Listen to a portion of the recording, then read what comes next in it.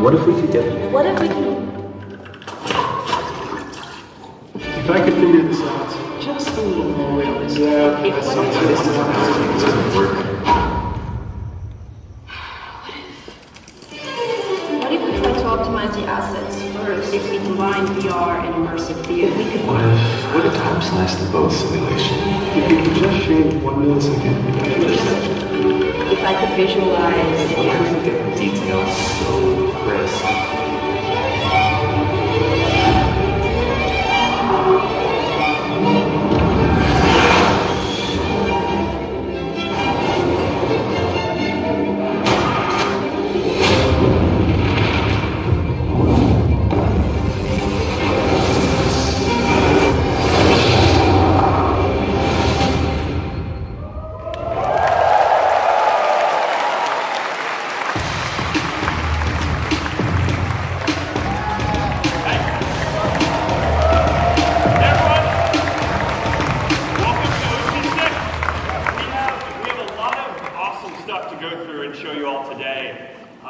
But first, I wanted to start off by, I've been saying for a while that we think that augmented and virtual reality are going to be the next major computing platform. And I just want to start off by talking for a little bit about why.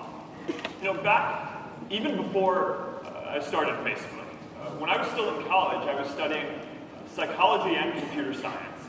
Right? Because for a lot of us here, it's not just about building technology. It's about building technology that works the way that we do. And the first thing that you learn in Psychology 101 is you go through the anatomy of the brain, and you start learning just how much our brains are involved in, and how most of them is really about connecting and communicating with other people. So we have the language centers that almost no other animal has. You have the visual cortex, where we're especially dialed in to understanding people's emotions. Or if you're talking to someone and they move their eyebrow a millimeter or their cheek a little bit, you're going to notice because that means a completely different thing, whereas if something moves over there, you're probably not even going to pay attention. We have our mirror neurons that when we're interacting with another person, we understand what's going on in them and inside of us. So we experience the world through this feeling of presence and the interactions that we get with other people, which is why Facebook's technology vision has always been about putting people at the center of your computing experience. And we've mostly done that so far through building apps. And I don't think it's an accident that a lot of the top used and biggest apps that are out there are social experiences that put people at the center of the experience, because that's how we process things. But there's only so much that you can do with apps, right? Without also shaping and improving the underlying platform. And I find it shocking that we're here in 2019 and our phones and our computers are still organized around apps and tasks and not people and things that we're actually there present with. So, I feel like we can help all of us together deliver a unique contribution to this field by helping to ensure that the next platform changes this. And the defining aspect of augmented and virtual reality is that they deliver this sense of presence, or that no other technology platform before has ever delivered. You feel like you're right there with another person or in another place. And now, sure, we have a lot of work to do before we're going to get to that perfect form factor that we all want. But you can already see glimpses today of how the devices that we're all working on are helping to deliver a feeling where we are more present with the people that we're interacting with there, not less, like a lot of the other platforms that are out there today. So longer term, I think that this is going to add up to a lot of really big changes. We're going to be able to live anywhere that we want and be able to feel like we're present with the people and the jobs and opportunities that we want to have access to anywhere we want. So that's why I'm so excited about this. And I know that a lot of you are working on this because you're excited about similar things, and it's awesome to be on this journey together. So now, in order to do this, we need to build, we need to do a couple of things. The first is we need to build a lot of technology that's going to help advance and deliver this feeling of presence. The second thing that we need to do is build an ecosystem of all the experiences that need to be delivered here. So on the ecosystem side, the first step that we need to reach is reaching critical mass in the community. And once we get to a certain size in the community, it's going to become economical for all developers, from the independent folks up to the biggest AAA developers that are out there to build content for VR. And once we reach that point, the amount of content is just going to explode, and that's going to push adoption further. So in getting there, Quest is off to a great start.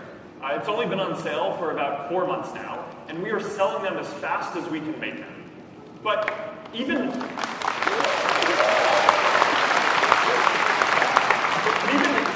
more importantly, though, is that retention is good.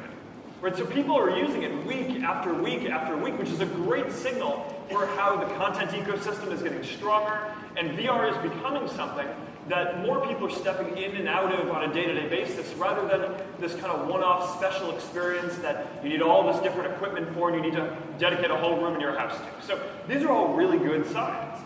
And to get to critical mass, we're focused on building forward compatibility into all the new devices that we build, so that all the content that you're all making just works across everything now and going forward. So the goal is that if you develop something for Quest today, then our goal is to make it work on all future Quests as well. And that means that when you buy a Quest, that you're not just buying something that's going to be locked in time, that as all the new content is built for the future, it's going to get better. And also, as we deliver major software updates, the platform is also just going to dramatically improve. And that's going to be a big theme of what we want to talk about today.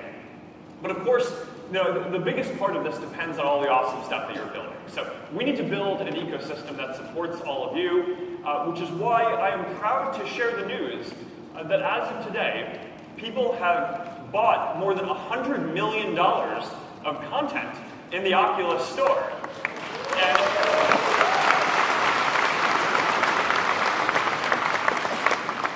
And since Quest came out just several months ago, more than 20% of that is from Quest already and growing really quickly. So I just want to take a moment at the start of this conference to thank all of you who are really the ones who are pushing this ecosystem and community forward. So thank you, guys.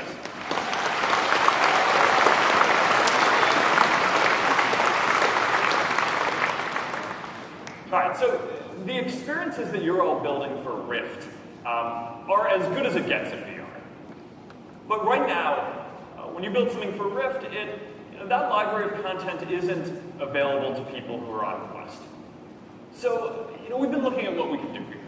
And we want to, so the first thing that we want to announce today is we've been looking at how we can make this possible.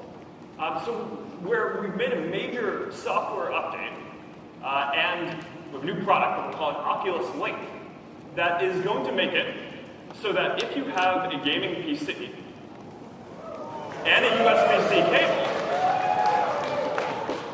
you're now going to be able to run all the Rift content on your Quest.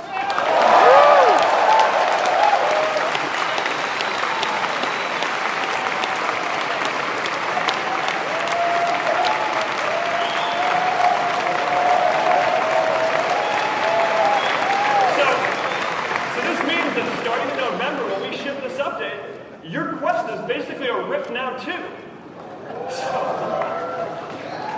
Now this is going to work with most USB-C cables that are out there.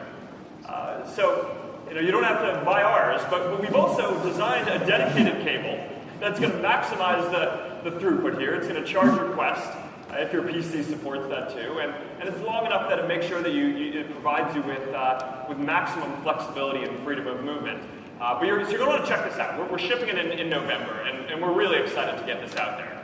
So that's one major software update that we wanted to talk about. But I want to move on to another one that's about to make your Quest a lot better too. So a lot of the technologies that we're working on here are foundational, not just for virtual reality, but also for the future of what we want to do with augmented reality too. And one of the really foundational things that we feel like we want to improve and make a lot better is input.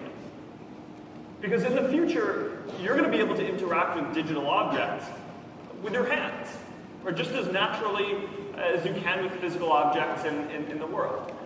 Now, I'm sure that a lot of you remember the first time that you tried out touch controllers, right? How awesome it was. You're just able to look down in virtual reality and reach out and grab something, or throw it, and do something with it. And it really just added this whole element to the experience.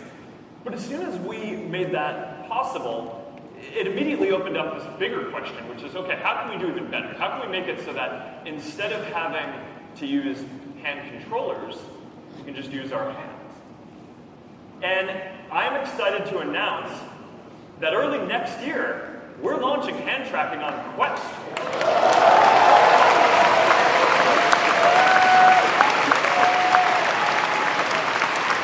right, want to see it? Let's check this out.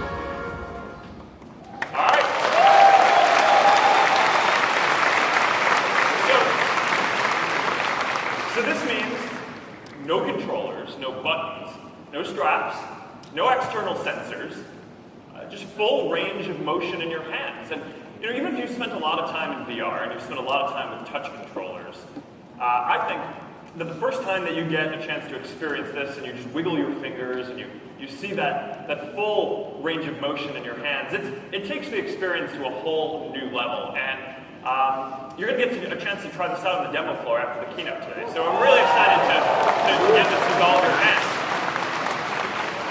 So, this is what I mean when I talk about building a platform that improves over time.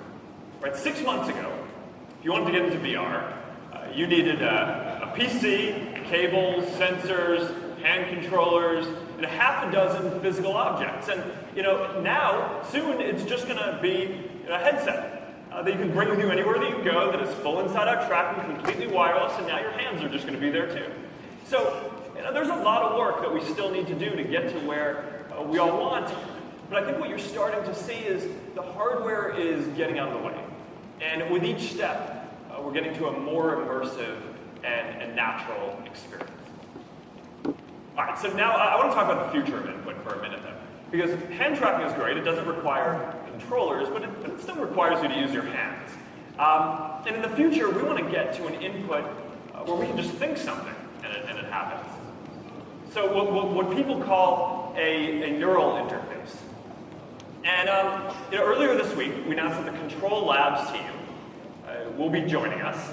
And they're the leading team working on neural interfaces. They have a lot of the best researchers, computational neuroscientists, and more. And they're working on a wristband, right? And it picks up electrical impulses that are sent through your nervous system and turns them into digital signals that you can use as input in virtual and augmented reality. And it's completely non-invasive, right? There's no surgery, no implants. You don't have to get holes drilled in your head. It's just a wristband. And so it gives you the sensation of being able to interact with digital objects just by thinking. And this is clearly early, right? It's gonna be a number of years before this gets into any of the products that we're shipping, but it works. And they have a dev kit that they're shipping already now. And now that the Control Labs team is going to be joining our Facebook Reality Labs team that works on augmented and virtual reality, we're going to invest and make sure that this is a foundational part of the input for the next computing platform. And I'm really excited about this one, so I just want to talk about it for a few minutes today. All right, so the last thing that I want to talk about up front today is delivering a social experience in VR. Right, so I talked about for a while how our technology vision is putting people at the center of the computing experience. And a big part of how we do this is by building technology that advances the feeling of presence, right? So more immersive, getting the hardware out of the way, better, natural, more UI, better, more realistic avatars, which we'll talk about later. So that's one part of it. The other part is basically building the software experiences that put people in the center of the experience. And, that's kind of our bread and butter as a company, right? We build a lot of the best social experiences for phones and for computers, and we want to do this in virtual reality as well. So great social experiences usually aren't just a place where you interact, right? They give you the ability to define the space around you. And so we've been working on something that does this in virtual reality. It's kind of a virtual reality take on this. And we've been working on this for a while, and today we want to announce an experience that we've been working on called Horizon. And in Horizon, you are going to be able to build your own worlds and experiences. You're going to be able to play games, you're going to be able to explore, you're going to be able to hang out with your friends, and of course meet new people. And because everyone is going to be able to create their own spaces and experiences within it, Horizon is going to have this property where it just grows and expands and gets better and better over time as we focus on building this out for many years to come. So let's take a look at this. Beyond our world, there's another world. And it's right here, on my face. Welcome. This is Horizon.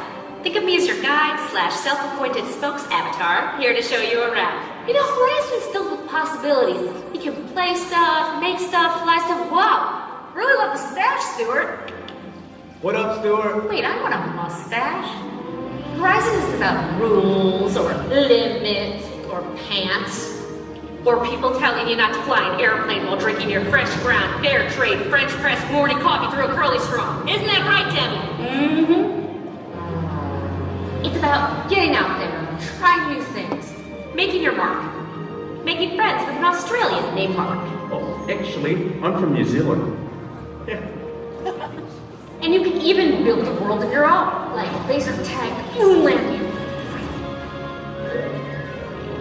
Or this islandy place with these cutie patooties. In Horizon, the world is your lobster. Isn't it oyster? That too. So come, join us.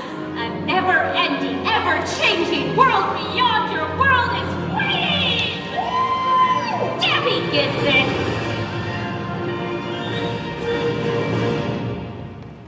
Wow.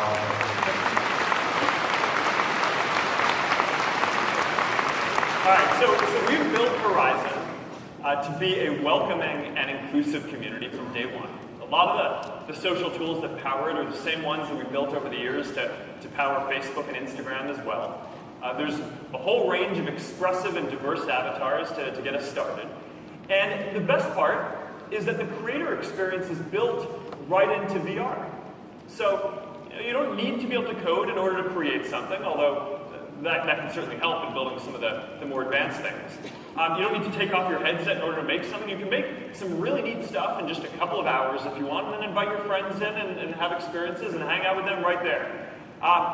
So this is early, but this is another step towards building the kind of social infrastructure that we believe is going to be important in the future. So you should be able to hang out with your friends, join groups, create events, share ideas in VR just like you can online. And of course now you're going to be able to do it with that added feeling of presence, like you're right there with the people who you're talking about, that no other technology platform that has existed before delivers. So we are launching this next year. We're putting the finishing touches on it now, and I'm looking forward to seeing what you all do with it. So that's it.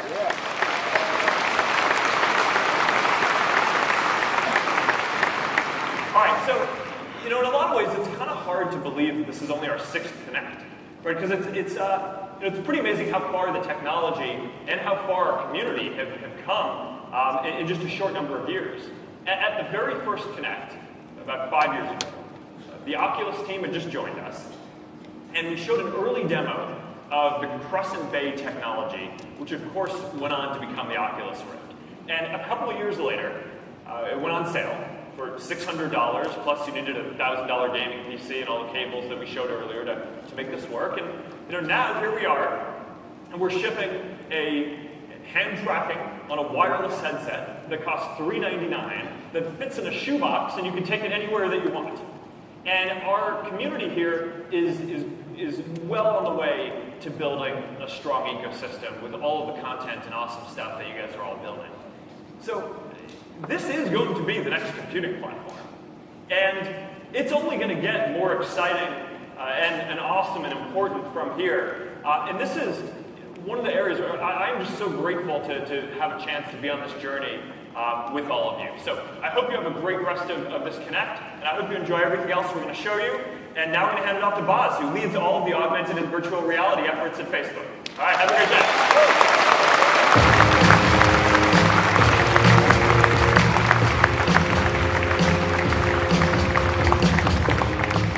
Now we know what makes virtual reality powerful. It lets you suspend physics. There are things you can do in the headset that you can accomplish no other way. You see this power in games, in media, in business, but Facebook's ambitions are far greater than that. We are building a future that allows you to defy distance. Because we know that physical distance can translate into emotional distance. And we ask, what is it that allows people to feel close to each other? 3 social psychologists took on that question and produced the Relationship Closeness Inventory, which suggests that there are 3 dimensions to closeness. First is the frequency of your interactions, just how often you interact with somebody. Then there's the diversity of your interactions, how many different types of things you do together. And then finally, there's the strength of your interactions, which is how much does someone influence your decisions. Every single one of these dimensions is easier if you're physically near someone. But we have demands on our lives that sometimes separate us from a few miles, and sometimes they separate us by continents. And VR could be the tool that erases those miles. Let's start with frequency. It's pretty straightforward. If you're not physically near someone, it is harder to connect with them very often. And it's easy to see how VR could help. You could both teleport to the same place as often as you like, no matter where you are in the physical world. And the same things that prevent you from being physically together also limit the range of activities you can engage in together. Phone calls and text messaging are great. There's not a lot of variety in interaction there. Meanwhile, in virtual reality, you can have a much greater diversity of experiences than you could have even if you were physically together. Our library already has more than 1,000 different experiences people can engage in, right? Because of all of you, people can have fun together no matter where they are in the world. They can create art. They can defeat enemies. You know, my personal favorite. They can dance. World's smallest dance, just there. You saw it. So the final area of relationship closeness is strength. And I have moments in my life with people that I care about where just being physically present with them is enough. That kind of relationship is hard to sustain over distance.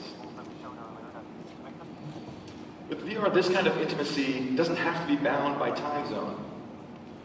You know, while we can maybe just glimpse it today, I'm convinced that in the future, this kind of profound presence with the people we care the most about should be possible in VR. So overall, I would say, while we get a sense of human closeness in VR today, we don't experience it nearly often enough, and it's just a glimmer of what it should be. So let's talk about the work it's going to take to get there. So when it comes to frequency, this is actually pretty straightforward. We just need more people to have access to VR. And we're working on that. We're building better VR headsets. You know, we're already working on headsets that have better displays, better optics, better compute, all to make it more comfortable and more immersive and more inviting for people to get a headset and put it on. We also need to give people more reasons to put the headset on, and that gets towards the diversity. You know, we have some amazing titles in our catalog, and more to come, but our categories are still far too narrow. And then when it comes to strength, we have to continue to pursue our vision of presence. Actually, getting hands in the headset is a pretty good first step. Our avatars continue to make progress, but they're still not nearly expressive enough. And these are all just the building blocks we need to make VR a tool to enable greater human connection. When I think about the future we're building towards, I think a little bit about the relationship I have with my dad. Now, I'm a big Warriors fan, and I'm only a Warriors fan or even a basketball fan because of how much I enjoy watching games with my father, who is reliably wearing a tie-dye shirt. Now, VR makes it possible for my dad to invite me over to watch a game. You know, to teleport into his living room and sit together on his couch, just like we've always done.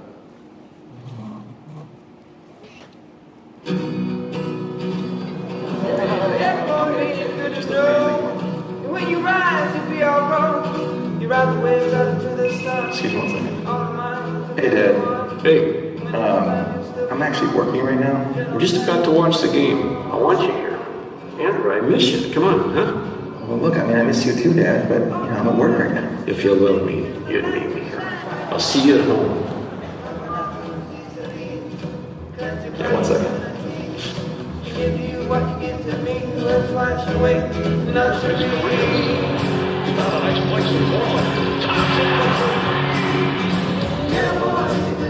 You know, you really can't miss the Warriors. Clay's like an artist. He is a Picasso. He's better than Picasso. Man, you know better than to get me started on Clay, because I will talk all day about that artistry. Can you get beers here? You know, like an IPA or something? We're still a couple years away from having beers in the headsets, Dad.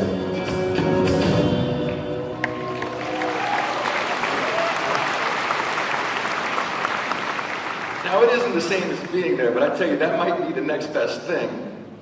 That is a really accurate representation of what it's like to watch a game with my dad, except there'd be a lot more complaints about traveling. So I want all of us to be able to have that experience in VR, things that we care about with the people that we care about. And this is one of the demos that you'll be able to try out later on the show floor, being in a space that's been reconstructed with someone else. So we know that VR has the power to bring us closer together. It is and will remain the most powerful way for us to connect across distance. But here's the thing. Even VR has its limits. There are scenarios where people will struggle to connect in VR. Look at all of us. We're here in the same room.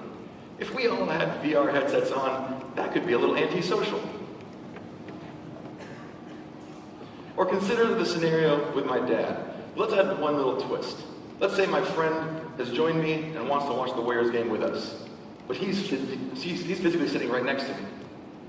Well, it's true, he could put a headset on and join us in VR, but then we're sacrificing the richness of actually being together, and that doesn't feel great. So we ask ourselves, what can a technology like augmented reality do to help us feel closer?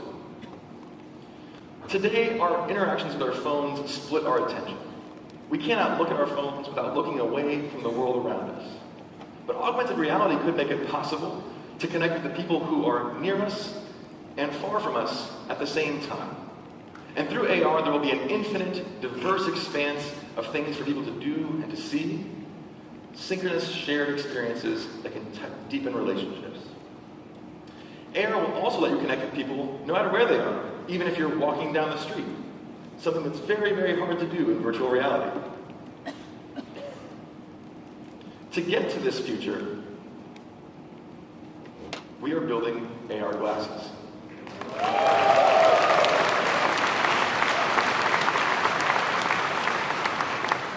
Now, we have a few working prototypes, but these are still a few years out. So in the meantime, we're focusing on the deep tech stack necessary to bring these to life. Today, Spark AR is the largest augmented reality platform for the phone. And we're working on deepening the technology to bridge the physical and digital divides. At Facebook Reality Labs, our research teams are starting to build the core infrastructure that will underpin tomorrow's AR experiences. We call this research Live Maps. It's a shared virtual map of the world that involves machine perception computer vision, and a bunch of core technologies in software and hardware that will also be important for virtual reality. Now, what does this research look like? Imagine the same reconstruction I did with my dad, where we were sitting in a room together, but this time at planet scale. Rather than reconstructing your surroundings in real time, the glasses are going to tap into pre-existing 3D maps of the space. Avatars come into play here too. With a 3D space, avatars can teleport anywhere in the world.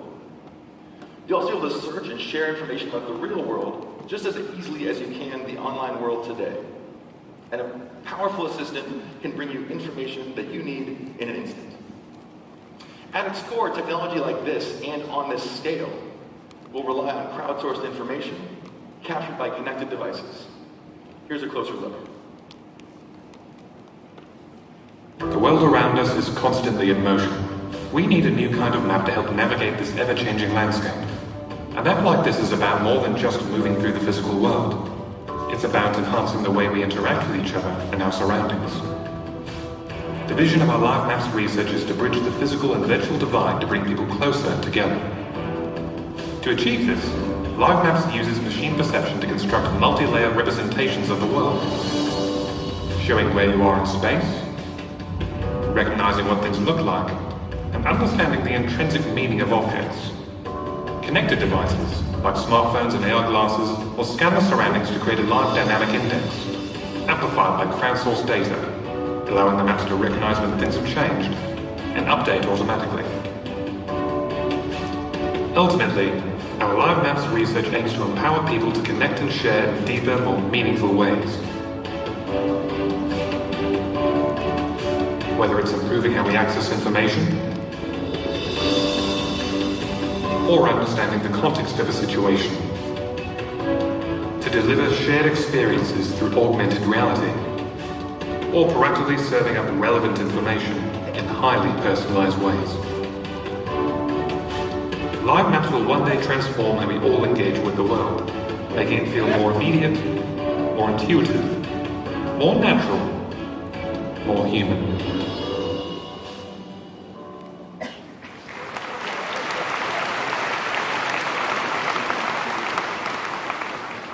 With Live Maps research, we're exploring today how the world will be experienced tomorrow. So all of these technologies are being built to help people feel closer. We're building new VR headsets. We're building immersive experiences. We are building AR glasses, all to enable more frequent, more diverse, and stronger connections, to enable closeness. And with that, I'd like to introduce Stephanie Liu to the stage to share more about how we're building the best VR platform. Thank you.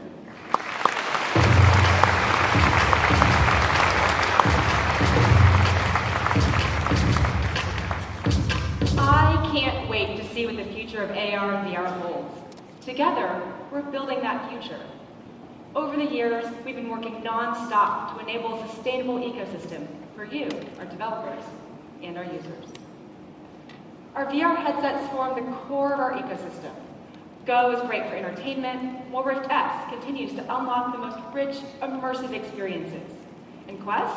What can I say? Quest is changing the game. You simply can't beat this combination of content, form factor, and price. We want to double down and unlock the hardware's true potential through our software innovations. So today, I'll share some updates that we've made to our core experiences, along with improvements to our software, to our development features and tools. And finally, I'll talk about how we're pushing the bounds of what's possible in VR. Let's take a look. Since Quest launched, we've already incorporated many top user requests through our monthly updates, including more Guardian settings, casting support for Beat Saber, and the ability to launch apps straight from your phone so you can help guide a friend while they check out your Quest. And that's just to name a few. We're not stopping there.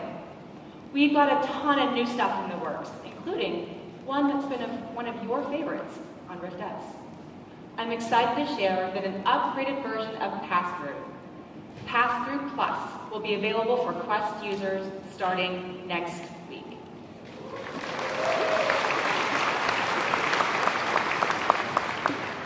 Pass-Through Plus gives you a comfortable, stereo-correct view of your surroundings while you're wearing the headset. and it's useful for any time you step outside your play space. To make this possible on Quest, we've applied techniques from high-performance image processing and advanced 3D computation, resulting in a similar visual quality to what you'll see on Rift S. And what's even better, with Pass-Through On Demand shipping later this year, you can pull up Pass-Through Plus at any time. So the next time you hear your friend trying to steal your pizza off the kitchen counter, turn on Pass-Through Plus to catch them in the act. Then get back to slicing pineapples in Fruit Ninja. Time and again, we've heard the community ask for this next feature. Oculus Go has been an entry point to VR for many people who then upgraded to Quest. We've heard from these VR fans and developers alike that there are tons of amazing Go apps that you'd love to experience on Quest. I'm pleased to announce that we're bringing a bunch of really popular Oculus Go apps to Quest.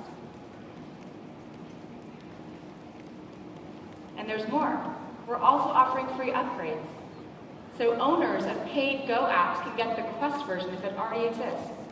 If you own, say, Thumper on Go but never got around to buying on Quest, between now and the end of the year, we'll upgrade you for free.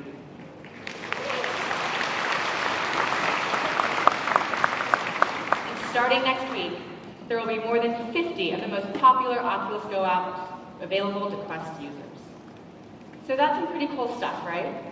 Now let's talk about some new tools for you, our dev community. We want to make it easier for you to develop amazing experiences, promote them for people to discover, and connect to more customers.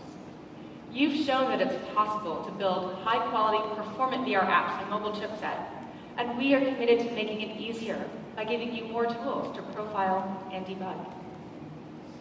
We've contributed to RenderDoc, the open-source frame debugger, so that it supports all of our extensions and uses less RAM. This means it will run more smoothly on Quest. We're also improving RenderDoc to report out more performance data. And later this year, we'll be enhancing our OVR metrics tool, so you can see more metrics right in the headset while your application is running. Or you can view on a computer and save the information for later.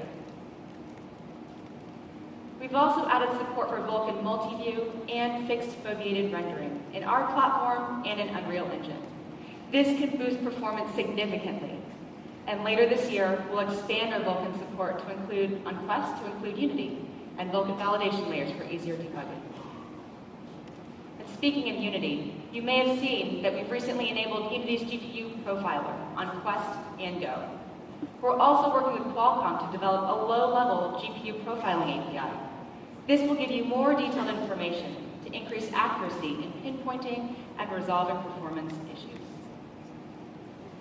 Now with all of this, our goal is to make it easier and faster for you to create the next generation of VR experiences. And once you've built an app, we want to help you more effectively reach your audience and understand how your app is performing.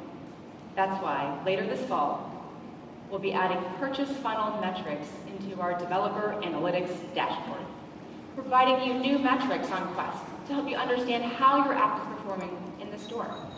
You'll be able to explore the dashboard to view conversions, as well as metrics related to browsing, searching, and engagement with your product detail page.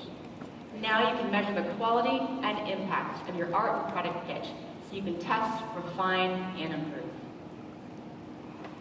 Another great way to promote your app, mixed reality capture for Quest. This lets you mix real life and VR footage into a single video. It's an awesome way to force multiply your marketing efforts for your apps and get people really excited about VR. You can clap for that. We recently shipped the ability for you, our developers, to create these mixed reality videos. It's already supported in our Unity and Unreal integrations. And later this fall, we'll be adding native support, along with a tool to make it just as easy for content creators to be producing these mixed reality videos. Pretty cool, right? Yeah. We're also working on features that are good for customers and for you, by giving you the flexibility to reach and connect to a wider audience no matter what device you build on. You heard Mark talk about how we'll open up the ability to play Rift apps on Quest later this year. This is especially great for Rift developers who've been with us since the very beginning. Your reach extends when more people can access the content that you've created. It means you can build high-end PC experiences and also take advantage of the biggest possible market.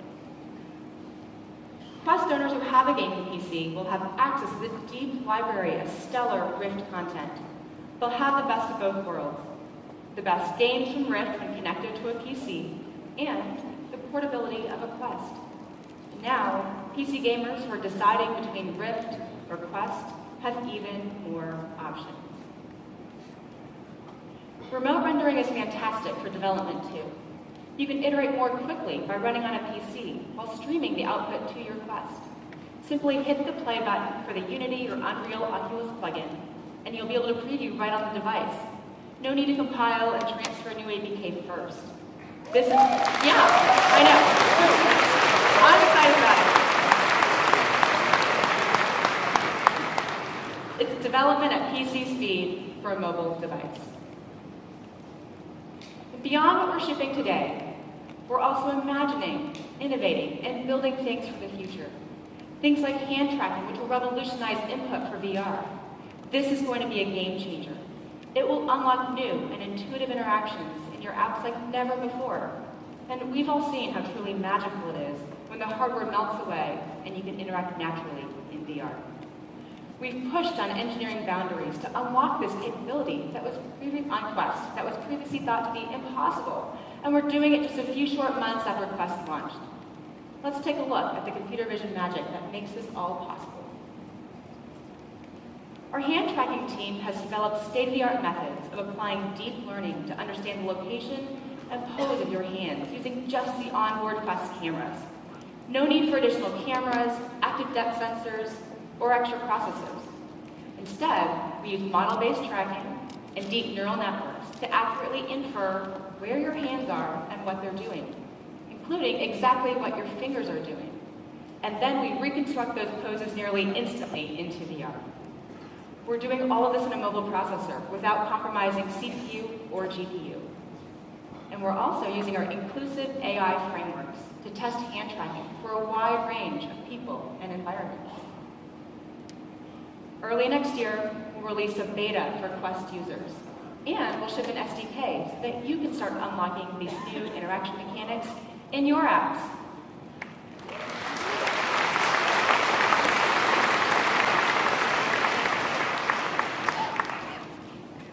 With incredible software innovations like hand tracking and an ever-growing ecosystem of people hungry for more VR experiences, we are just getting started, and we're so excited that you're with us.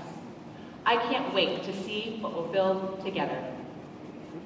Now, to talk about how we're building our platform to be social at the core, here's Megan Fitzgerald.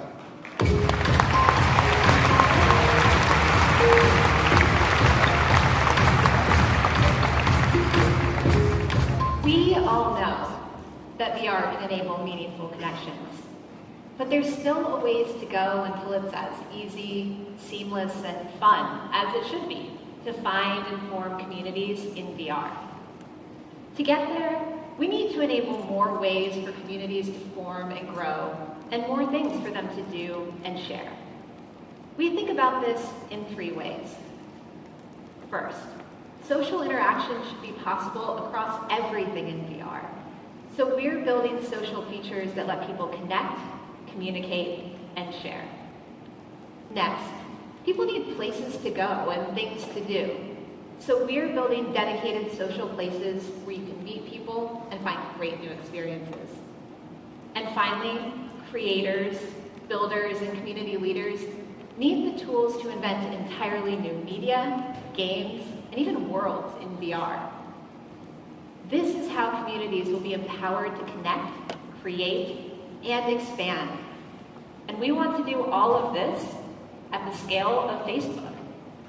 So starting later this year, we will begin to roll out a completely new social layer across the Oculus platform powered by Facebook. You'll see some changes in how social features work on the platform. You'll log in with your Facebook account to use the social features Facebook is known for while using your Oculus identity. This is going to enable a lot of new ways to connect on the Oculus platform. We're adding chats, so you can message your Oculus friends in or out of the headset. And we're adding events, so you can organize a tournament to play Rapid NX with your friends. And we're adding the ability to post to Facebook from VR, so you can share your favorite moments with your VR communities and groups. Over time, we plan to power more and more of our social infrastructure with Facebook to realize our vision of a socially connected VR ecosystem. For the people who choose to log in with Facebook, we'll continue to add new ways to find and meet people, so it's as easy to connect with others as it is in the physical world. And for developers, this new connection with Facebook supercharges discovery of your app or game by creating more surfaces where people can engage. With all of these new places to connect, we want to work with you to give people even more ways to discover your app. So today, I'm excited to announce Destinations and Rich Presence for developers. Destinations let you define deep links into places in your app that can be surfaced across the Oculus platform. And once you've defined your destinations, Rich Presence lets people share when they are in those places, so their friends can easily join them. Starting next month, people will be able to see their friends' Rich Presence locations across the Oculus headset and in the Oculus mobile app. And of course, there is a privacy setting so people can control what they share.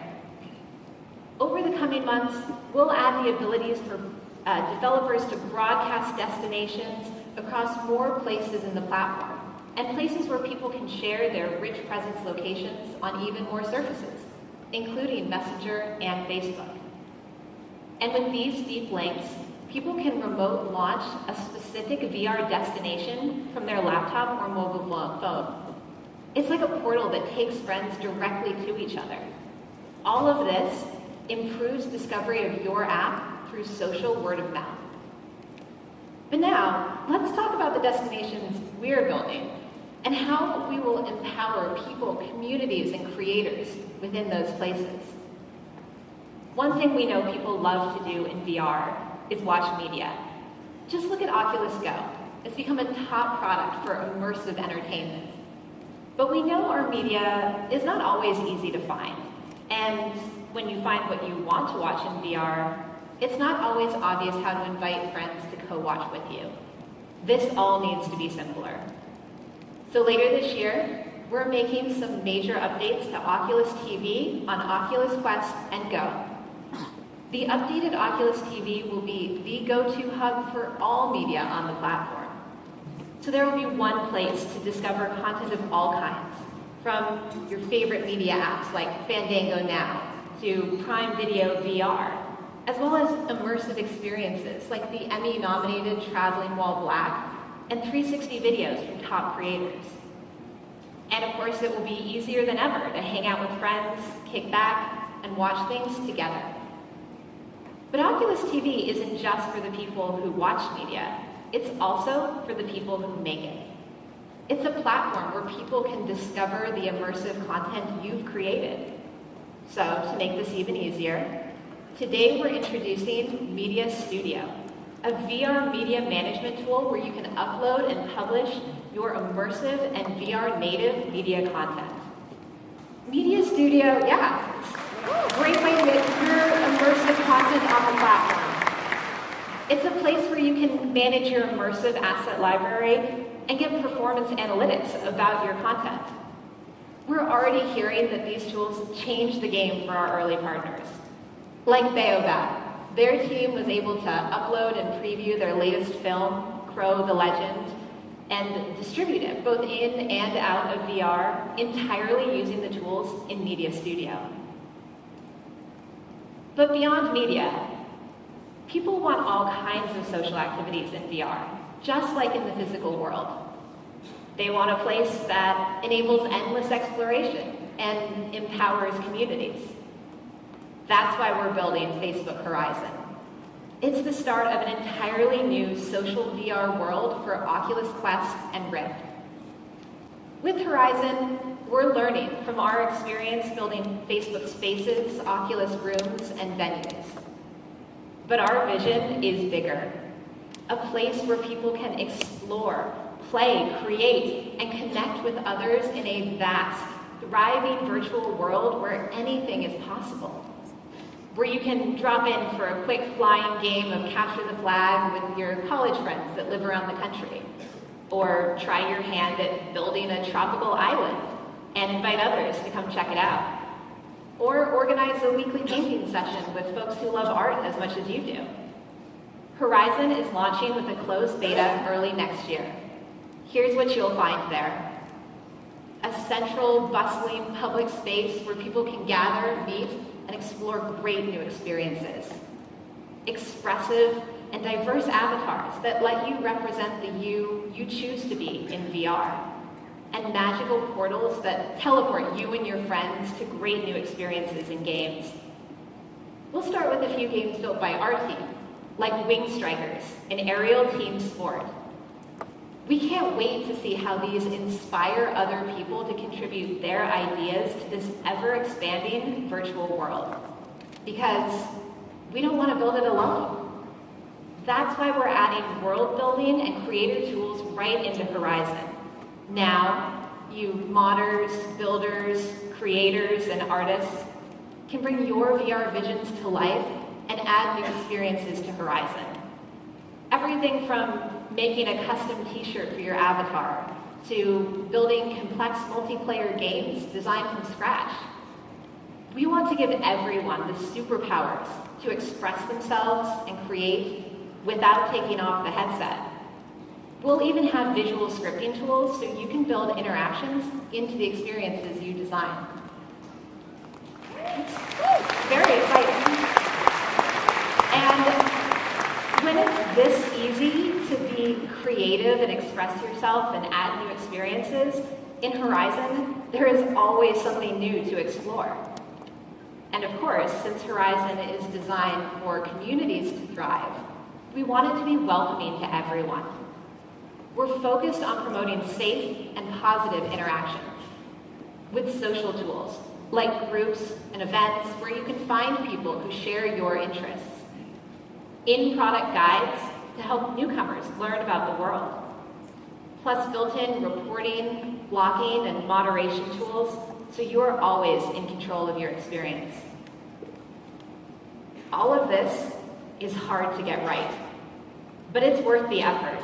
And over time, Horizon will get even better, with even more to explore and do as communities grow and thrive. Because anyone can help us create this world. We want to build the next generation of virtual communities together with you. Horizon is launching with a closed beta early next year, but everyone here at OC6 will get an invite to join. Woo!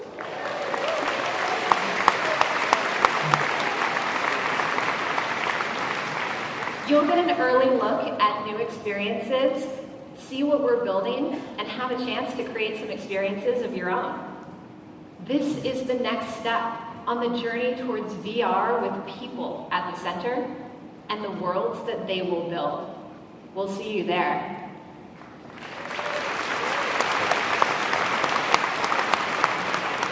Now, let's look at how VR is changing the way we collaborate and train at work.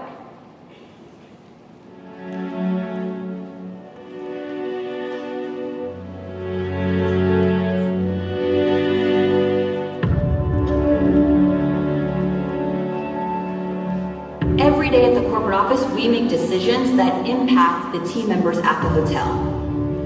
So we really needed to make sure that our corporate team members understand the complexity of working in a hotel. Oculus for Business has really shifted the way we work. We can truly upskill team members faster and really focus on empathy building, which was the game changer for us.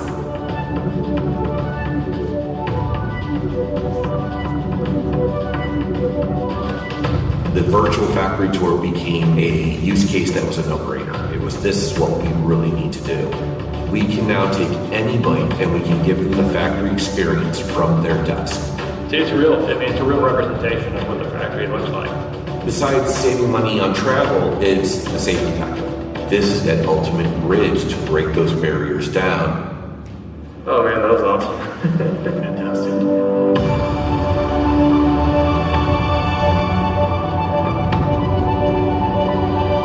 The way we see the potential of Quest is that much lower barrier of entry. The fact that I showed a car that I'd worked 9 hours on, that's something on a time scale that we've never done before.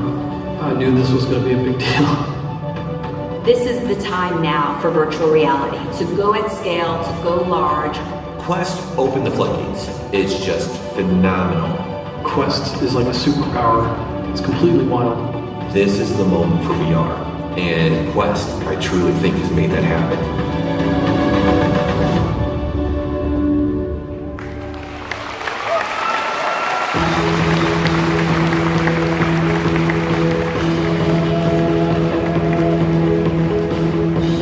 It is completely wild, isn't it? I see this video and I get chills again and again. From the first day I started working here, all I could think of is how we could harness this technology for work. And not just my work, everybody's work. As a technologist, it was tempting to approach it with an ROI calculator. How much money is saved at the manufacturing plant, at the store, at the office?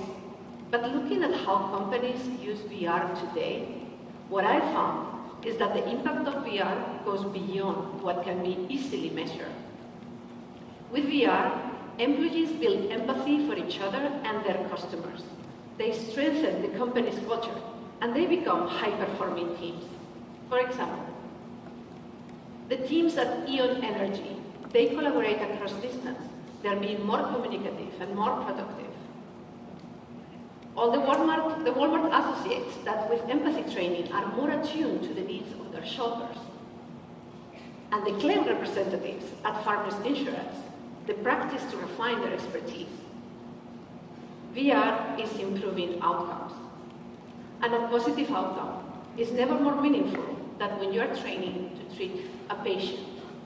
To tell us more, please welcome my friend, Sandra Humboldt from the Johnson & Johnson Institute.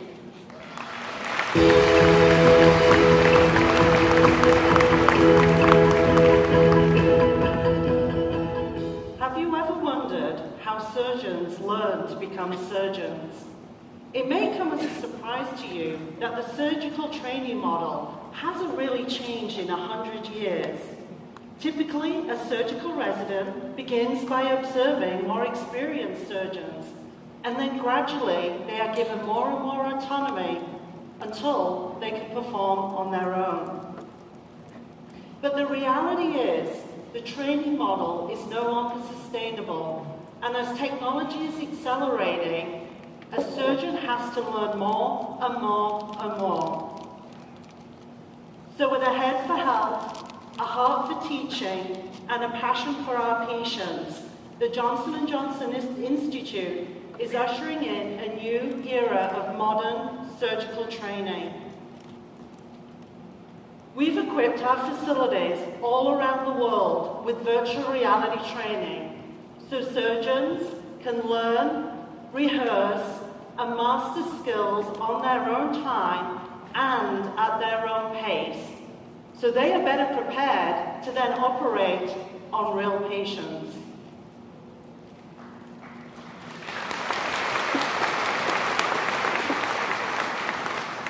So from the start, we knew VR could help our surgeons learn new procedures faster than traditional teaching methods, like watching a video or reading textbooks.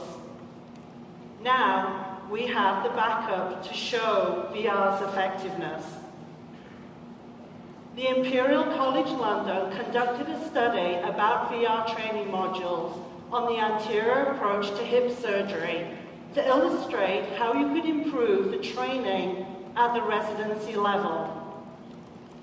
I am so proud to be able to present to you today the key findings.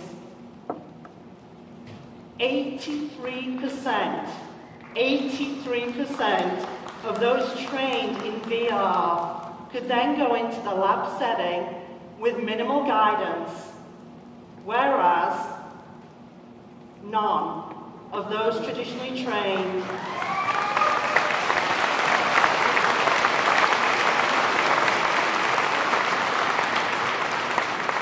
truly VR is making a difference. Now look here, the higher up on this graph, the better the performance. Again, you'll see those trained in VR completely outperformed the non-trained surgeons in the study. This independent validation of our work is propelling us to now go even further. What we would have thought was nearly impossible just a short while ago is now within our reach, thanks to Oculus. With the portability of Quest and the support of our development partner, Osso VR, the Johnson & Johnson Institute will be scaling access to our VR training platform quicker than ever before. We want to make VR available to every surgeon in every hospital around the world, focused on training the procedures and ensuring our products are used safely in a way that's more time efficient, cost effective, and measurable. So from the surgeon to the nurse to the scrub technician, we will use VR to provide anytime, anywhere training. So together, we will deliver on our mission to support those on the front line of care and help improve patient outcomes around the world. Thank you. Thank you, Sandra. These are just some examples of the enterprise applications that you have pioneered. But it has been hard. The infrastructure to support you, to target this fast-growing market, didn't exist. As the value of VR becomes evident, companies move from wondering if it's worth it to considering the practical implications of adopting it. As one customer recently said, if it doesn't scale, it doesn't matter. So here's where we come in. On the hardware side, with Oculus Go and Oculus Quest, we now have the ideal form factor. It is portable and easy to use in any environment, including businesses. But we also need to meet the demanding requirements of enterprise workflows. Earlier this year, we announced the new Oculus for Business platform. It offers tools to deploy and manage large-scale VR programs. You told us that the solution needed to be scalable, professional, and reliable. So that's what we have built. To start, companies need to deal with a large number of headsets, hundreds, thousands of them. Our device setup app allows you to provision many devices at the same time, fast and easy.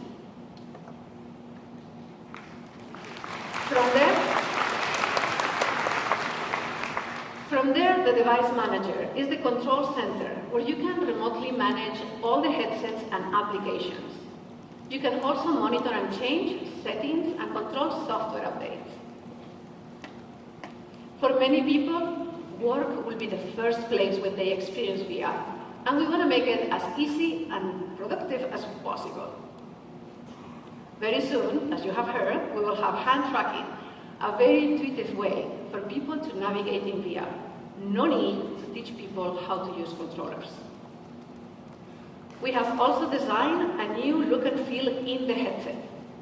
You will get a sleek new app launcher with a simplified menu where only the applications that are approved by the company will be visible.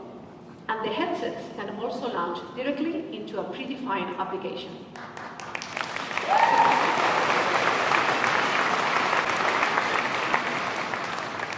Now, these user and admin features are only part of the solution. Your customers need to know that the data is secure, the interactions are private, and the service is dependable. Facebook has already made headway in the enterprise with Workplace, our collaboration solution. With more than 2 million paid business users, they serve some of the strictest industries like healthcare and banking. The data belongs to the companies and is handled with enterprise-grade security standards. We are building on the same infrastructure with the same principles. Companies also need to know. Companies also need peace of mind when their business is on the line. So we are providing enterprise-grade customer support. It includes a new help center with a dedicated team to keep operations running. We know that there is a lot more that we can do, so we are not stopping here. We have a full roadmap coming, including an ISV partner program, because we want you to get from opportunity to pilot to deployment faster. We want you to scale your own business. Oculus for Business is in a closed beta now, and we are launching this November.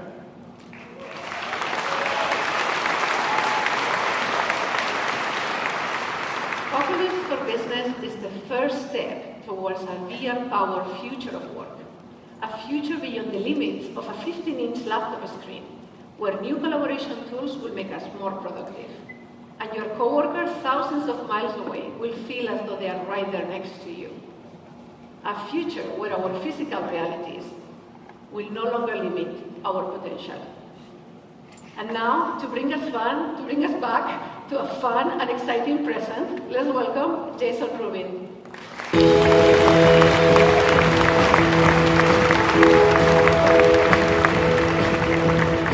Almost every Connect, I've been up on stage talking about VR's coming home. That moment where it goes from R&D to fully baked, from promise to reality. Well, I'm never going to step up on this stage and talk about VR in the future again. Because VR is happening now. About 4 months ago, we launched Rift and Quest, and the response has been incredible. Again, consumers are buying them as fast as we can make them. They're returning to VR week after week, and they're buying and experiencing and loving a lot of content. In fact, as Mark said earlier, consumers have spent over $100 million in the Oculus store today. $100 million. Quest is accelerating. We're seeing the first hockey stick bend in VR's adoption. So now, if a consumer asks us, is this the time? Should I buy into VR? The answer, without hesitation, is yes. We have an incredible amount of great experiences for you. And we're building more every day. If you have questions about our hardware, read our reviews. And if a developer asks, is this the time where I should be developing for VR? The answer is also absolutely yes. We're building the user base you want. We have the ecosystem you need. We have an incredible form factor. We're going to keep pushing the technical limits. And together, the developers in this room and Facebook are building the content of the future. We're doing this together. Now, this is usually the time in Connect where I would pivot. I would start talking about the incredible games and experiences that the developer community is going to bring to our platform this year. I love doing that. But, as many of you know, Oculus has a new head of content, and I have a new role. So this year, at a very short time on stage, he gets to come out here and have all that fun with you. Please welcome Mike Verdu.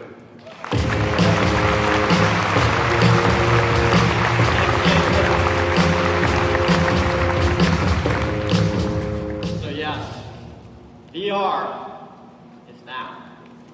And the future has arrived. But it is just not very evenly distributed. One of my favorite quotes from William Gibson has never been so true for virtual reality. How many of you remember that? It's a Rift DK1. The future arrived for many of you when you first put that on. And VR has been coming to life around us ever since.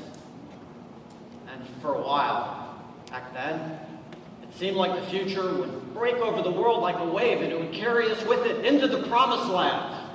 But that's not how it happened. It's taken years. The future came from people one at a time. Fast forward to 2019. There are millions of people entering VR regularly, and we've seen the first VR-only platinum hit, selling more than 1 million units. I think that's awesome. VR titles are now racking up sales numbers that are respectable in any other medium. At last, the future has arrived at enough scale that we can actually make a living there. And that's why we can finally say, VR is now.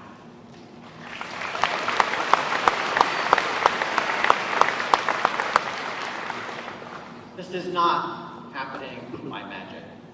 The future is arriving because of your creativity, your passion, and your hard work. I've been around the gaming industry long enough to see the birth of multiple platforms, and what made these platforms succeed? Developers and creators like you. So look around at your fellow pioneers who have carried the faith. You've been waiting for the world to catch up with you, and it finally has. You are not early anymore. You're in the right place at the right time. And from all of us here, your partners, we wanted to say thank you. Thank you for sticking with it.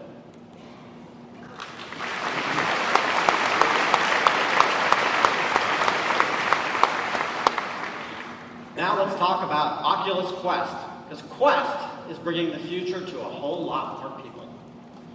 As you've heard, and as you've seen, no PC, no tethers, no external sensors, and a time to fun measured in seconds.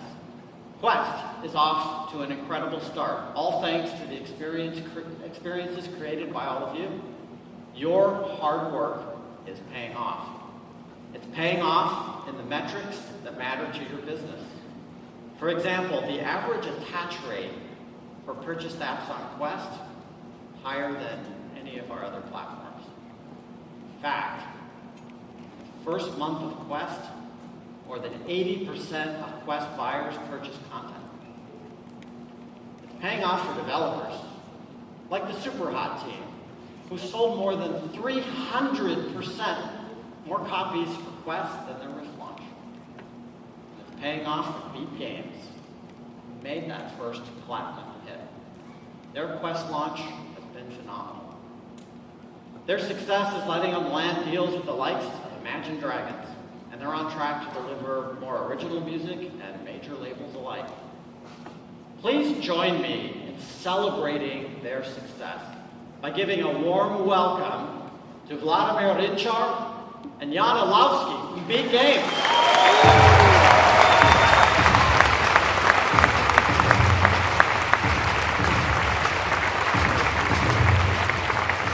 Thank you, Mike. And thank you, Beat Saber community, who made this all possible. We are so grateful. We initially made Beat Saber just in 3 guys, Jaroslav Beck, me, and Vladimir. To our surprise, it became quickly viral hit, played by more than 1 million players all around the world. It shows that a successful VR game can be created even with no budget and no big deals. Virtual reality has so much unexplored potential.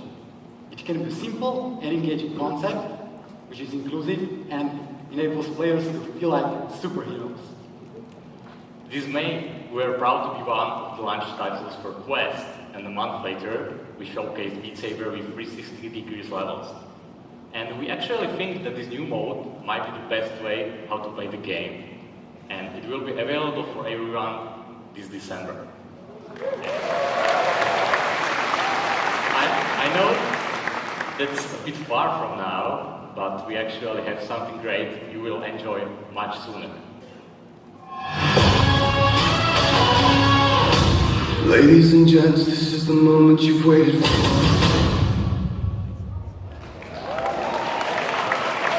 Yeah, that's right. We are announcing the new music pack. It's Panic at the Disco. And it will be out next week. We can't wait for you to try it. Thank you. Thank you.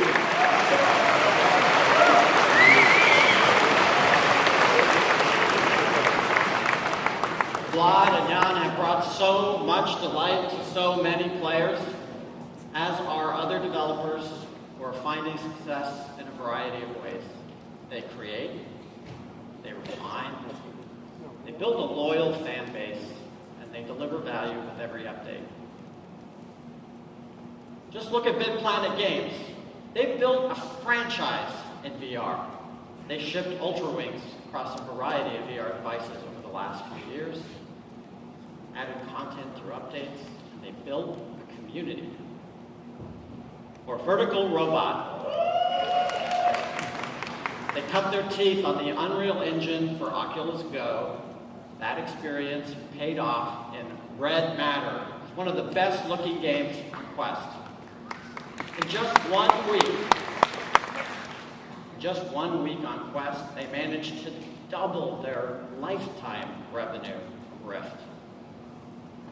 And then their stress level 0. They've been shipping VR games since the early days, each title bolder than the last. Their upcoming game, Boneworks, is an impressive display of physics and the use of touch. We're pleased to announce that a new title in the Boneworks universe is coming to Quest next year.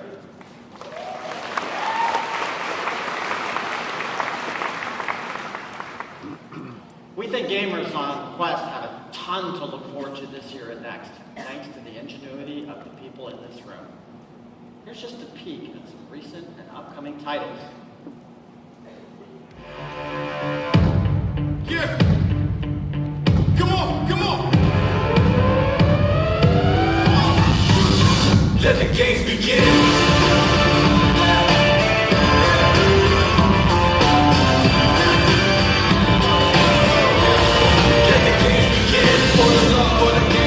My last name, cause I'm married to it. To me, it's my everything. So now remain calm, it's what I do best. To my first true love, I confess. It's for the love of the game. It's for the love of the game. We all in. Let the game begin.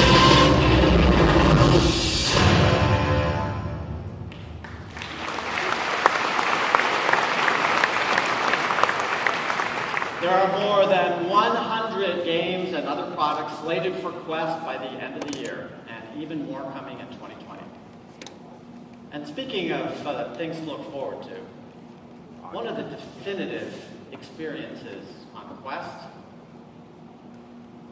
has been ILM X Lab's Vader Immortal.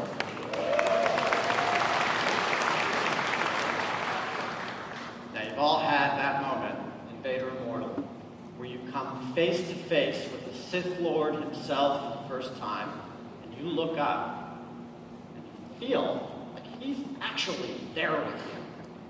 Presence isn't just about the feeling that you're in another place. Lord Vader reminds us it's about feeling the presence of others, even virtual characters. We've been delighted with the reception for Vader Immortal.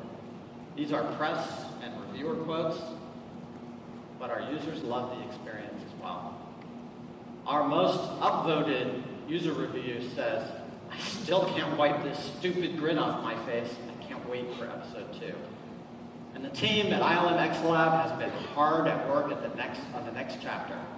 And to tell you more, I'd like to introduce Jose Perez III and Alyssa Finley.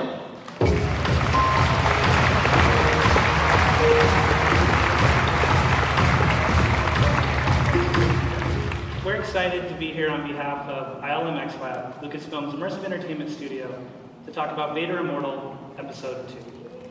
Yeah, the latest episode of this groundbreaking VR series picks up right where the previous one left off, with Darth Vader teaching you the Force.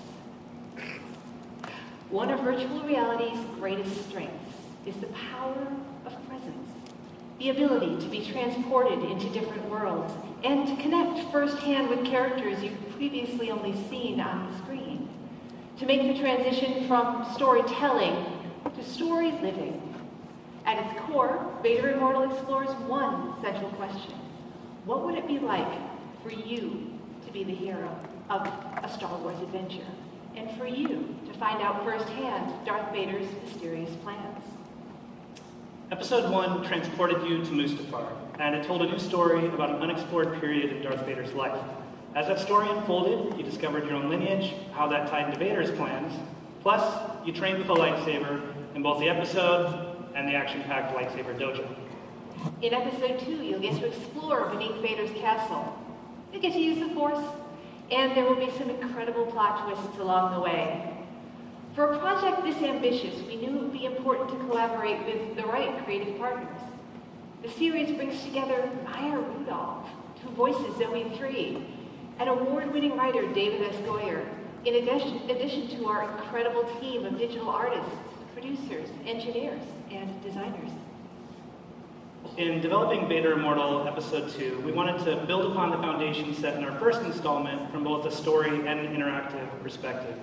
In this episode, you're going to discover more about your connection to Mustafar and the mysterious Black Bishop as you traverse the ancient Corvaxian fortress. New creatures, like the Dark Gasp, lie in wait below the planet's surface. She's gigantic, she's mad, and she's hungry. You'll gain a powerful weapon, the Proto-Saber. The unique hilt you see was designed by our teams at Lucasfilm as an ancient relic that plays a central role in the story. In addition to the narrative experience, we also created Lightsaber Dojo 2. This new dojo allows you to hone your skills with a lightsaber and unleash the power of the Force on your opponents. We're super excited about the new mechanics in the latest dojo. Using only a single button, you will use the Force to stun, pick up, and fling your opponents across the arena. You can even attack enemies from a distance by straight up throwing your lightsaber at them, which is super awesome. There's genuinely nothing like using the Force in virtual reality. Now, when we were here last year, we showed you the first trailer for Episode 1. Today, we are delighted to debut the launch trailer for Vader Immortal Episode 2. Let's check it out.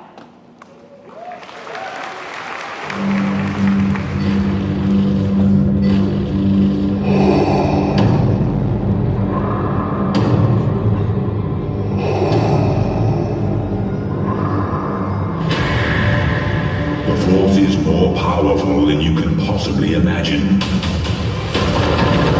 Follow me and I will instruct you in its ways. You will need the Force if you are to survive the path ahead. Your anger makes you stronger.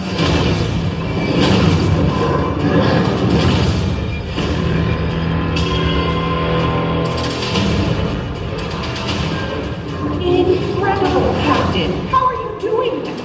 You can unlock the secrets of life and death.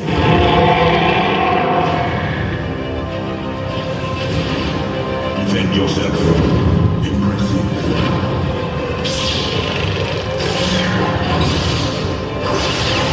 Catch me up. I don't understand why you never mentioned that you had the Force.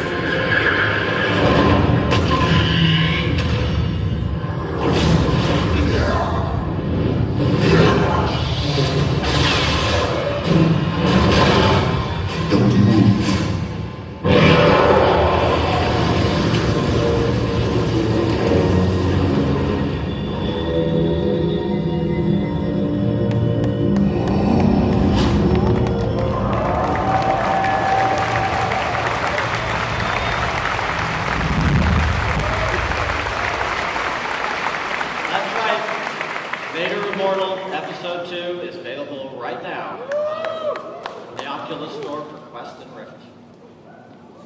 So, Quest has had a terrific few months, but PC is still the place for the highest fidelity VR games. The launch of Rift S earlier this year continues that legacy. Rift S combines convenience with the raw power of PC. We launched Rift S to bring more people into VR, and we're excited to see that it's actually working. More than 60% of people activating Rift S are completely new to Oculus. The state of the art for high-fidelity gaming continues to evolve. With the unrivaled power of PC and the Rift platform, gamers can look forward to two of the biggest VR games yet: Asgard's Wrath and Stormland.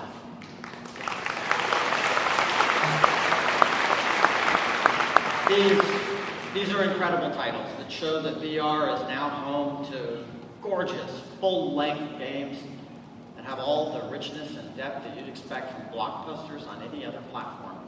For RPG fans wanting a VR fantasy game to sink their teeth into, Asgard's Wrath offers more than 40 hours of gameplay, and even more if you're a completionist. And Stormland, it offers near endless replayability thanks to its co-op gameplay mechanics and its ever-changing world. We're pleased to announce that Asgard's Wrath and Stormland are launching this fall, and they are available for pre-order right now.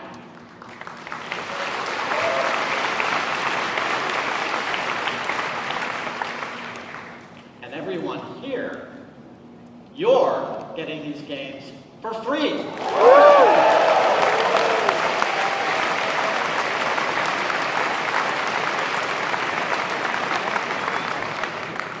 And if you can't wait until launch to play them, they're on the show floor.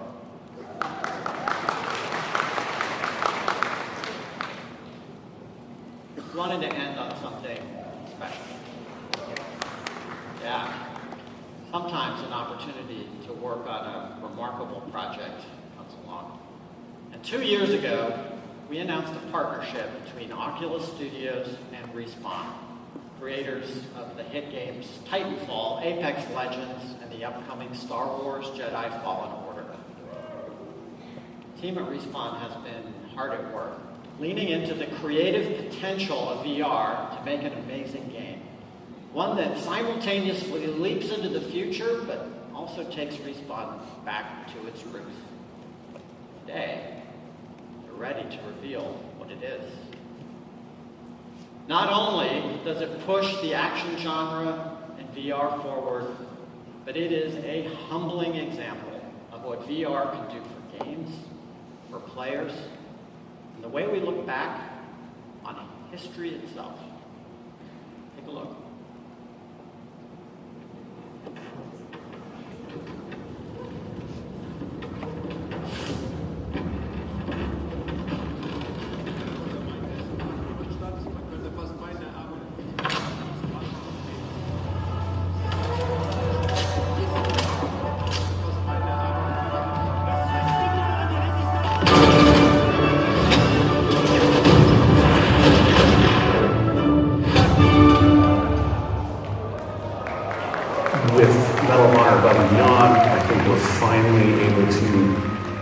to fully realize that vision from 20 years ago of putting you in the boots, allow you to see through the eyes of someone who's actually there.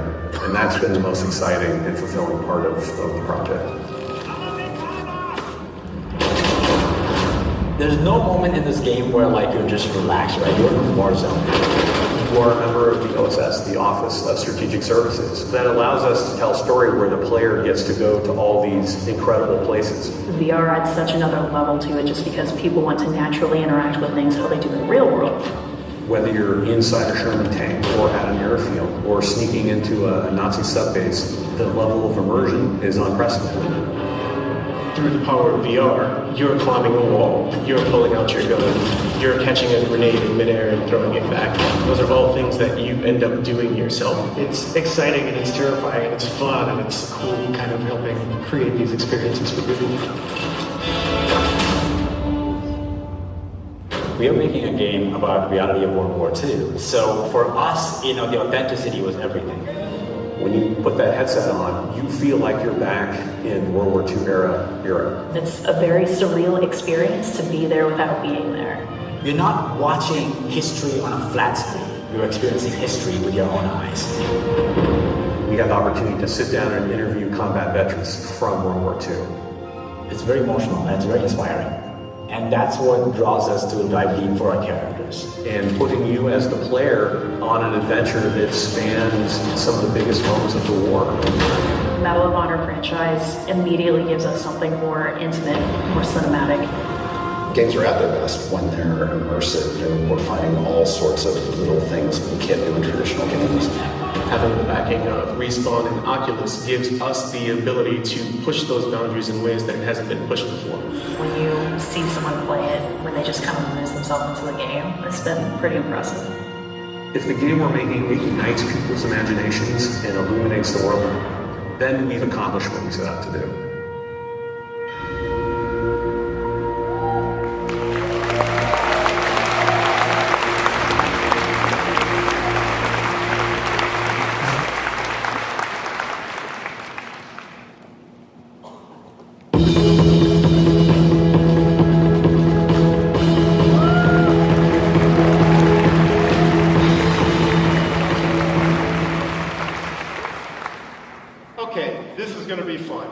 Today's VR is super cool, no question about it, but now I'd like to talk about the future.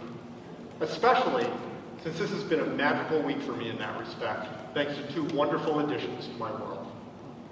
The first is the Control Labs team, who will be joining Facebook Reality Labs to help build the interface of the future. Their EMG technology has exciting potential for delivering natural and intuitive interaction for VR and AR, and I'm delighted to welcome them to FRL.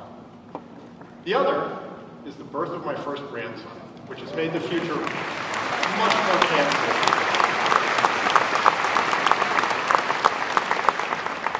Thank you. It was actually way more moving than I expected. Sitting there with him in my lap on that first night with everyone else asleep, I found myself looking at his beautiful, tiny face and wondering what the amazing, unimaginable future he'd live in would be like. And of course, the one thing I was sure of was that VR and AR would be a transformative part of whatever was to come. That transformative VR future is what I'm going to talk about today, but the past and the present are the keys to the future. So let's start by traveling back to the early 1980s, when I was a grad student in energy management and policy at Penn.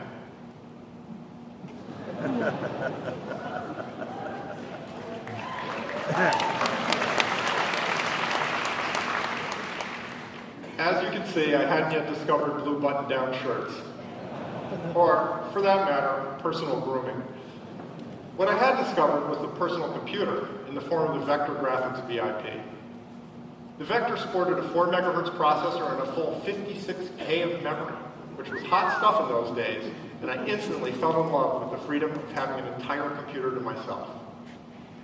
Back then, the world we live in was just being born. The IBM PC didn't yet exist. VisiCalc could ship for the Apple II the year before, so the first killer app was starting to make progress with early business adopters, but there were only about 2 million personal computers in the world, and most of them were owned by hobbyists, gamers, and enthusiasts. In short, back then, personal computers were more of a novelty than a real thing. But the more I used the Vector, the more I began to believe. So when the IBM PC came out, I walked away from my PhD program to write video games like this.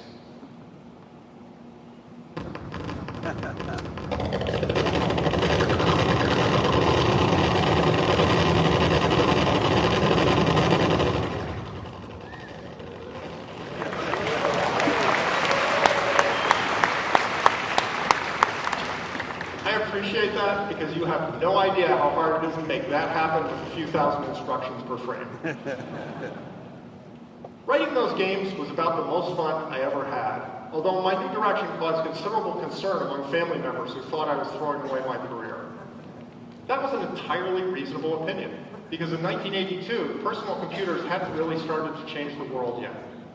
But they would, and because I had had the faith to be there at the beginning, before everything went big, I've had the opportunity to contribute in many ways, from games to operating systems to graphics and more. Never for a moment have I, or anyone else I know from those days, regretted the decision to dive in while it was still early days and help make the future happen. Unless you lived through it, though, it's hard to comprehend just how much things changed as the personal computer revolution proceeded. Here's what human-oriented computing looked like when I wrote Cosmic Crusader. Then, here's what it looked like while John and I were working on Quake 15 years later. And finally, here's what human-oriented computing looks like on my work phone now. That is how much a truly revolutionary platform can change things over the years. Okay, back to the present. Let's map today's VR onto that same long-term trend line. VR certainly has as much long-term potential as the personal computer.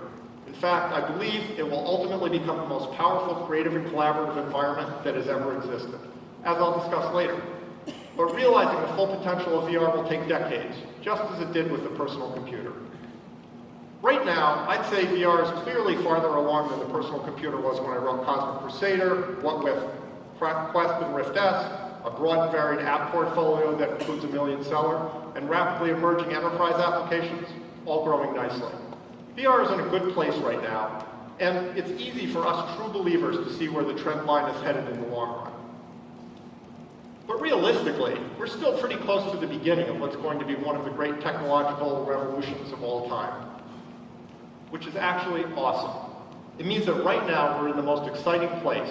Most of the good stuff is yet to come, and it's our community that's going to make that happen.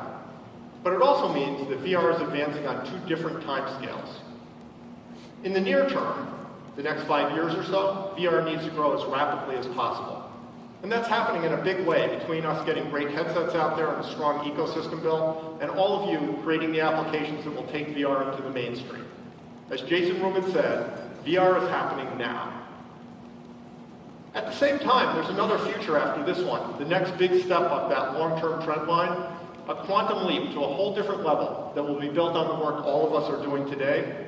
And when that future arrives, VR will explode the way the personal computer did nearly 40 years ago.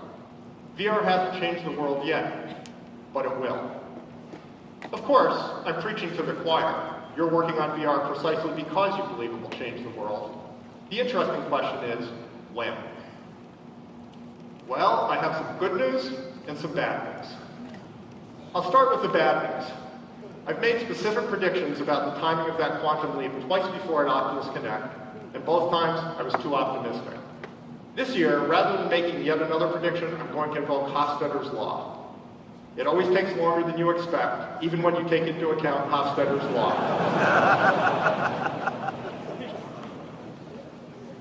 The honest truth is, I don't know when you're going to be able to buy the magical headset I described last year.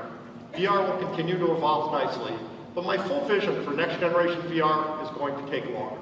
How much longer? I don't know. Let's just say not anytime soon. Turning breakthrough technology into products is just hard. So that's the bad news. But then there's the good news. That quantum leap into the future is still coming, and we at FRL are making it happen as fast as we can. So what exactly will that future look like? If we're talking about the long-term future, that's easy. VR AR is, in my opinion, going to be the most significant technology of the next 50 years, just as personal and mobile computing have come to dominate our lives. Over the 46 years since the first personal computer, the Alto, was built at the Xerox Palo Alto Research Center. Xerox PARC started a revolution that ultimately led to every one of us either interacting with or being just seconds away from the virtual world almost every waking minute. That virtual world has touched nearly every corner of our lives, but there's one great limitation. We interact with it almost exclusively through two-dimensional interfaces, along with very limited audio. If you think of a human as a CPU with memory, input, and output, admittedly, not the most romantic framing, but accurate, then it becomes clear that the data received on the inputs are senses, and the actions induced by the outputs, our motor controls, must define the full range of experiences that we can have in the world.